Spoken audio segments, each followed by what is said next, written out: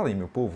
Tava editando ontem, a edição bem simples do vídeo que eu postei. Se você ainda não viu o vídeo de ontem, em que eu te convido para o meu universo pessoal e faço um monte de consideração sobre livro, sobre a função de ser professor, assista, por favor. Estava refletindo que no vídeo eu citei o que é a vida empreendedora e quão relevante ela está para mim, na minha vida pessoal, no contexto da vida pessoal. E eu percebi que eu tenho falado bem pouco dela. Então, eu acho que está na hora de começar a dar mais protagonismo para essa parte da minha vida, como eu prometi no início desse canal, ao divulgar o que seria a proposta mais ou menos do que eu falaria aqui, convidar vocês também para essa parte da minha vida, a parte da vida empreendedora. Eu acho relevante principalmente pelo fato de que eu estou aprendendo agora. Eu sou marinheiro de primeira viagem e tenho aprendido boa parte das coisas que eu tenho feito fazendo. Eu acho que compartilhar essa parte com quem também pode estar começando e aprendendo na tora, como a gente fala aqui no Piauí, é muito importante para que outras pessoas não errem em partes do caminho que eu, por acaso, tenho errado. E, com fé em Deus, acabe acertando junto comigo nas partes que eu acertar também. Eu queria falar principalmente sobre um ponto muito importante da ansiedade e de como a mente preenche o vazio com narrativas muito mirabolantes. A minha empresa é a MedCortex, diferente do que eu fiz comigo. Eu ainda não vou apresentar exatamente o que é o projeto da empresa, mas é uma empresa de educação médica. Eu já citei em alguns vídeos sobre o que se trata, mas eu vou fazer um pouco diferente de como eu fiz comigo no primeiro vídeo do canal, quando eu falei quem eu sou, de onde eu vim, para onde eu quero ir. Eu acho que a empresa ela merece um vídeo somente para ela, melhor, uma série de vídeos, porque a proposta é ousada e a gente, eu e os meus dois sócios, Carlos Eduardo e o Hassan, temos muita confiança de que a gente vai conseguir entregar não somente um produto muito robusto, mas vários produtos a longo prazo. E temos também muita confiança na visão que nós temos da empresa, na nossa missão, o agora e a visão, o futuro da empresa.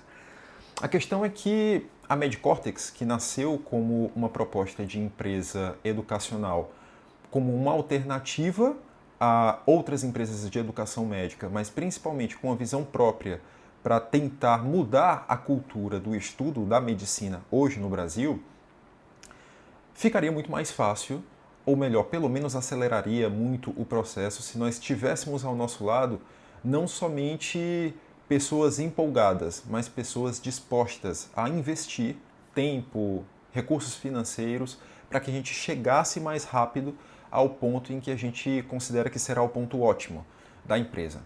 Então, a partir do momento que eu e esses dois sócios nos reunimos para não somente discutir o que seria feito da empresa, mas começar a desenvolver o produto principal, que é uma plataforma de estudos, a gente também passou a correr atrás, pelos motivos que eu expliquei aqui, de pessoas interessadas, mais uma vez, em investir recurso de tempo e recurso financeiro para acelerar, de fato, serem aceleradores no projeto de expansão do negócio e lançamento do produto no mercado.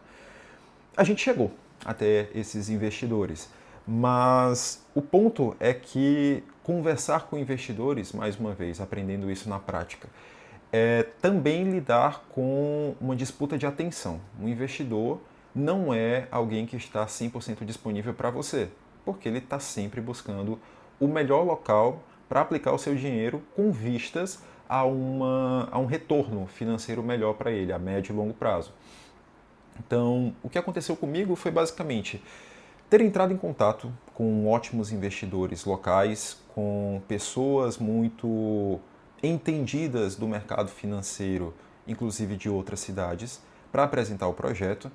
E esse ponto foi muito interessante porque eu aprendi na prática, mais ou menos, o que seria necessário para um pitch.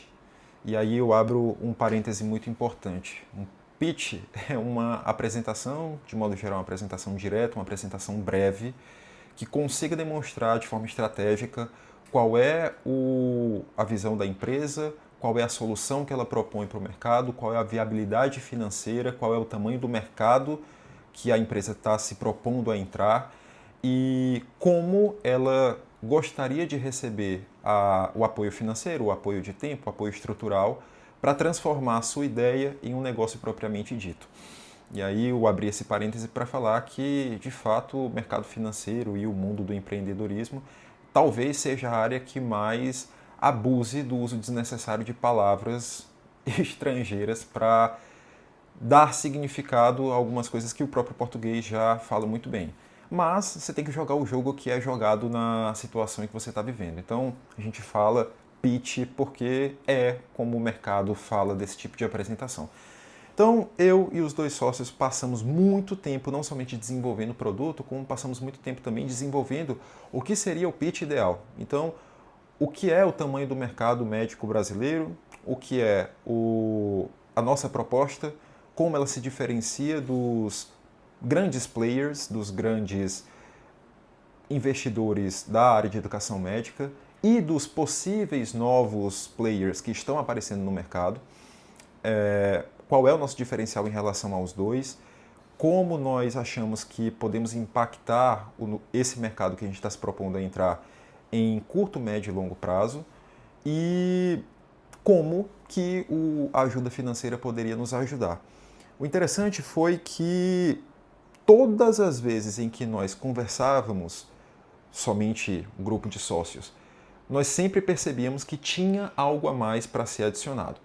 E quando nós fazíamos as apresentações, inclusive entramos em contato com investidores que tinham bastante paciência. Não somente paciência, mas interesse também. Porque eles sempre davam dicas ao perceber que nós éramos principiantes no mercado financeiro do que seria interessante numa nova apresentação dispor de detalhes para que ficasse claro, não somente para os investidores, mas para nós, o que a empresa estava se propondo a fazer. E aí, nessas idas e vindas, nós chegamos a uma apresentação que talvez fosse robusta da melhor maneira possível para o estágio em que a empresa estava. E aí chegou a apresentação final, a apresentação foi mandada, a apresentação foi feita, o PDF foi mandado para os investidores e a partir daí veio o silêncio, por isso o tema do vídeo, né? Como o silêncio é preenchido na nossa mente por discursos mirabolantes. A gente sempre fica atrás de uma narrativa do porquê que a gente não recebeu a resposta que a gente gostaria, ou de fato porque que a gente não recebeu resposta nenhuma a partir do momento que a gente fez tudo que a gente poderia ter feito, né? O que aconteceu comigo e com os nossos investidores foi uma espécie de, perdão, os outros sócios, foi uma espécie de paralisia. Porque eu, que sou apaixonado por futebol, e sempre deixo claro aqui a minha idolatria na comunicação a dois jornalistas esportivos, o Fred Caldeira e o Marcelo Beckler, como eu sou muito apaixonado por futebol, eu gosto de fazer a comparação, como um dos sócios, o Hassan, falou, que nós estávamos parecendo aquele time de futebol que, depois de perder uma grande estrela do time ou perder um grande treinador, pensa que perdeu o rumo. Então, ao não receber resposta favorável imediatamente, a gente imediatamente pensou e internalizou de fato que a gente não sabia mais jogar do mesmo jeito que a gente vinha jogando. Que a gente não conseguia vencer o jogo dentro de casa, fora de casa, disputar partidas importantes. Sendo que, na verdade, toda a construção da empresa foi feita com uma equipe extremamente enxuta e sem prever a participação de investidores ou de pessoas interessadas. É como, inclusive, uma dessas pessoas do grupo de investidores falou, é muito importante no surgimento de startups a existência de equipes enxutas com resultados extraordinários. Até porque é dessa forma mesmo que tem que começar, né? Nem todo mundo tem um nome muito importante ou uma conta bancária muito cheia para dar cabo aos seus sonhos. É o nosso caso, mas nós temos muita firmeza e muita precisão na direção que nós queremos seguir. O que aconteceu foi essa paralisia. E, primeiro de tudo, eu acho que essa paralisia se deve também um pouco ao ego. A gente acredita que nós somos tão importantes que merecemos uma resposta, merecemos uma atenção talvez descabida. E aí cabe que o investidor nos ensine isso com o silêncio que ele dá, mas principalmente que nós, empreendedores, calcemos as sandálias da humildade de perceber que é muito possível sim que existam outros projetos concorrentes aos nossos, de forma direta ou não, seja da mesma área, com produtos semelhantes, seja de áreas diferentes, mas que sejam mais interessantes para o investidor colocar o seu dinheiro e a sua energia, o seu tempo.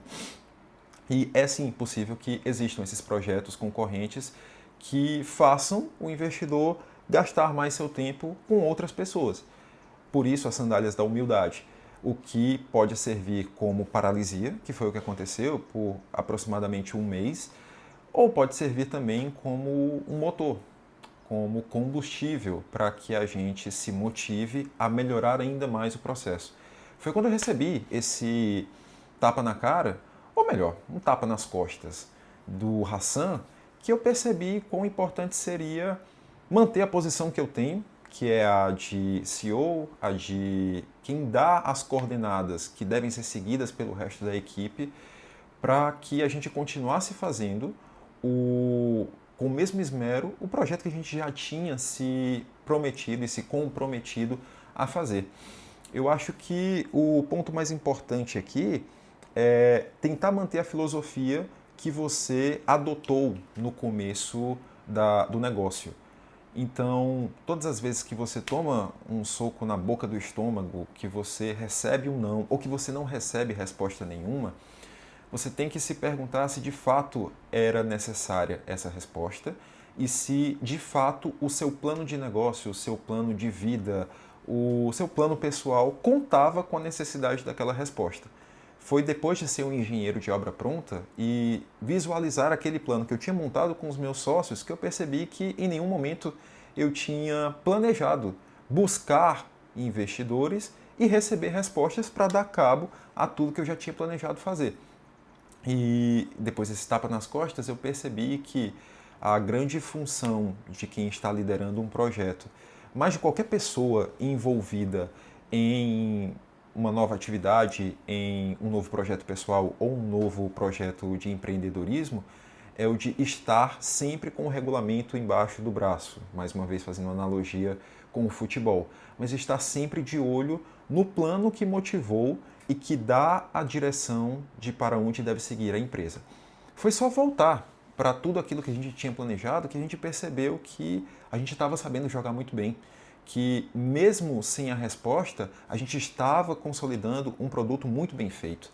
E aí o que fica de aprendizado para mim é não se deixar mais uma vez paralisar pela ausência de resposta ou por uma resposta negativa, porque o projeto tem direção independente de quem vai andar conosco. E não somente isso, mas não acreditar que uma ausência de resposta queira dizer isso tudo que a nossa mente acaba imaginando que seja. Às vezes é de fato porque não existe disponibilidade de tempo para que haja uma comunhão dos dois projetos, o projeto do empreendedor e o projeto do investidor, naquele momento, o que não quer dizer que os caminhos não vão se cruzar em um futuro próximo ou não. Inclusive, continuo com essa expectativa, mas a expectativa não pode ser o norteador. O norteador tem que ser eu, o norteador tem que ser o projeto que foi desenhado.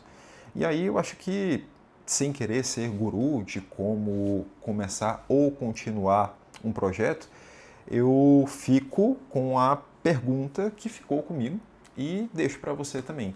O que você poderia estar desenvolvendo se você, por acaso, aceitasse que a resposta que você tanto espera não vai mudar a direção do projeto que você tem para fazer?